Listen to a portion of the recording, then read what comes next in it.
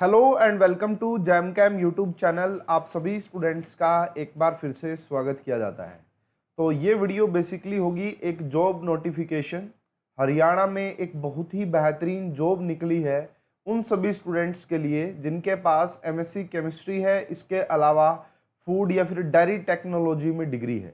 ठीक है, तो मेरे चैनल पे बहुत सारे स्टूडेंट ऐसे हो सकते हैं जिन्होंने एमएससी केमिस्ट्री कर रखी होगी, तो वो स्टूडेंट इस पोस्ट के लिए एलिजिबल होंगे। तो ये जो पोस्ट है ग्रुप बी की पोस्ट है, बहुत ही बेहतरीन पोस्ट है। ठीक है, Haryana public service commission HPSC में पोस्ट निकली है FSO, food safety officer, food and safety officer आप इसको बेसिकली बोल सकते हैं पोस्ट। और ये ग्रुप बी की पोस्ट है। तो जो ऑफिशियल नोटिफिकेशन आया है, कितनी पोस्ट है एंड क्या एलिजिबिलिटी है, कब से फॉर्म स्टार्ट होंगे, तो सब कुछ आप इस वीडियो में डिस्कस कर रहे होंगे विद ऑफिशियल नोटिफिकेशन। सबसे पहले आप स्टूडेंट्स यहाँ पे देख सकते हैं हरियाणा पब्लिक सर्विस कमीशन। तो यहाँ पे एडवर्टाइजमेंट नंबर आप देख सकते हैं 24/2022। Food safety officer group B की पोस्ट है और जो डिपार्टमेंट है वो है food and drug administration department Haryana. तो ये जो वैकेंसीज पब्लिक हुई थी, पब्लिकेशन में आई थी, डेट ऑफ पब्लिकेशन था आपका 3 सितंबर को ये पब्लिक में आई थी।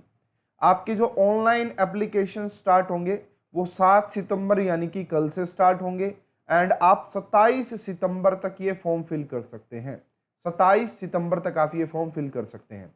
अब बात करते हैं नंबर ऑफ पोस्ट कितनी है। तो टोटल मिला के 41 पोस्ट है, जो कि बहुत बढ़िया है, बहुत ज्यादा ही बोलूंगा मैं उनको।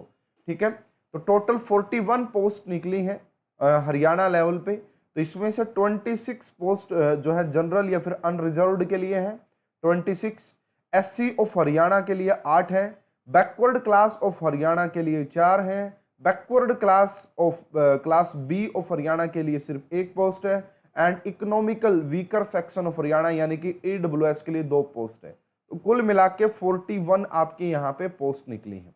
अब बात करते हैं क्वालिफिकेशन, कौन कौन स्टूडेंट इसके अंदर अप्लाई कर सकते हैं। तो आपके पास डिग्री हो sorry a degree in food technology और डेयरी टेक्नोलॉजी और बायोटेक्नोलॉजी और oil technology, agricultural science, veterinary science और बायोकेमिस्ट्री और माइक्रोबायोलॉजी। अगर आपके पास इतने सब्जेक्ट के अंदर डिग्री है, इनमें से किसी भी एक सब्जेक्ट के अंदर डिग्री है, तो आप एलिजिबल हैं। एंड उसके बाद यहाँ पे देख सकते हैं मास्टर डिग्री इन केमिस्ट्री, यानी कि जिस स्टूडेंट के पास एमएससी केमिस्ट्री है वो भी इस पोस्ट के लिए एलिजिबल है। और डिग्री इन मेडिसिन, अगर आपके पास मेडिसिन के अंदर भी डिग्री है तो भी आप एलिजिबल हैं इस पोस्ट के लिए। तो पहली रिक्वायरमेंट ये है कि इनमें से कोई भी आपके पास डिग्री होनी चाहिए, जो कि मैंने आपको बता दिया।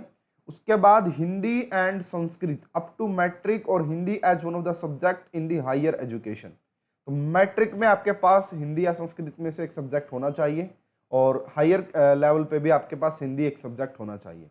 The selected candidate will be have to successfully complete training as specified by Food Authority in recognized institute and institution। तो ये सारी बाद की बातें होंगी, तो वो बात की है, लेकिन अभी के लिए ये एलिजिबिलिटी 2 है आपके पास। ठीक है, नोट के तौर पे कुछ बच्चे पूछते हैं, देखो the eligibility of candidate with regard educational qualification shall be determined with reference to the closing date.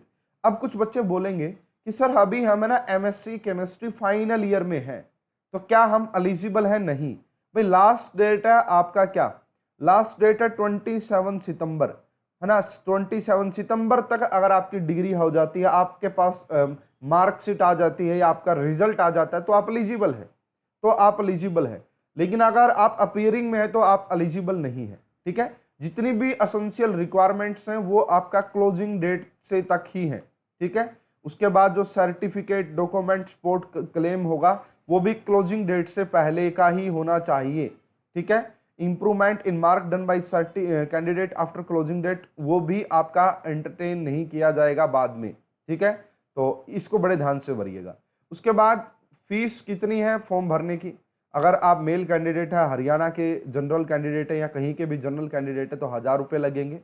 अगर आप ESM एक्स सर्विसमैन या फिर फीमेल कैंडिडेट है तो 250 रुपये फीस लगेगी। SC, BCA एंड BCB के लिए भी 250 रुपये लगेगी।